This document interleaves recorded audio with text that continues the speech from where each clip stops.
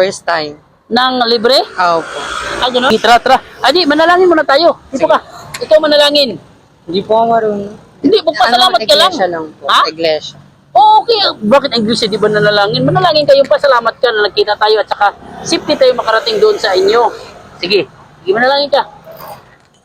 Sige. Hello po. Father God in heaven, marami pong sa araw na po ito. At Lord, sana po kagayin niyo po sa Kuya sa paghatid niyo po sa akin, Lord. And Lord, marami po salamat kasi meron pong tao na natulong po na wala pong kaya pong umuwi na pamasahe or what po ba. Thank you, Lord. Ayun lang. Amen. Tara, akala ko hindi marunong. Galing pala eh. Tara. Ang init. Okay na? Okay na? Opo. Sige. Tara. Hawak ka, hawak. Baka, naiwan ka dyan ba? Yes. Ano pangalan mo? JD. Parang mahaba po yung JD na yun. Ha? Mahaba. Yung JD na yun. Jedediah po yung Jedediah. Okay.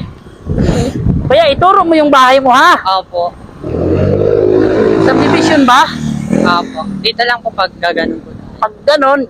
Opo. Tapos gaganon tayo. Hindi na po. Hindi na. Gigilid lang. Diretso lang? Opo. Hindi na tayo gaganon ulit? Ha? Dito. Oo nga. Pag ganon, Opo, ayun. tapos hindi na tayo gaganon. Opo. Diyan na lang po. Yeah. Sige po. Diyan. Sabihin mo, ha? Opo. Kung saan tayo gaganon para maganon natin.